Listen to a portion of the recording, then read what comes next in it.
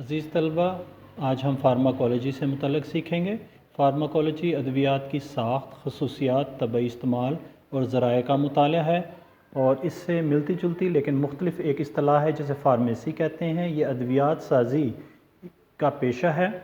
इसी तरह ड्रग्स ऐसी केमिकल मादे होते हैं जो एक जानदार के जिस्म में जज़ब हो सकें और इस जानदार जिस्म के नॉर्मल अफ़ाल में तब्दीली पैदा कर सकें, इन्हें ड्रग कहा जाता है। फार्मास्यूटिकल या तिब्बी दवा एक ऐसा केमिकल मादा होता है जो बीमारी की तशख़ीस, शिफा, मुआलजा, बचाव में इस्तेमाल हो सके।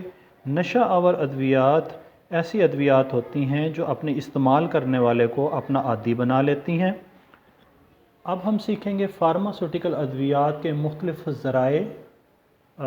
फार्मास्यूटिकल अद्वियात जो हैं मुख्तलिफ़ ज़राए से हासिल होती हैं। मिसाल के तौर पर तालीफ़ी अद्वियात पौधों से हासिल और फंजाई से हासिल होने वाली अद्वियात, जानवरों से हासिल होने वाली अद्वियात, मादनियात से हासिल होने वाली अद्वियात और बैक्टीरिया से हासिल होने वाली अद्वियात। तालीफ़ी अद्वियात वो किस्म है जो लेबॉर्ट्री में तैयार की जाती हैं, मसलन एस्पिरिन। पौधों और फंजाई से हासिल होने वाली अद्वियात जो हैं पौधों या फंजाई से हासिल की जाती हैं, मसलन एंटीबायोटिक्स जो कि जरासीम कश है, ये फंजाई से हासिल होती है और इसका नाम है पेंसिलिन।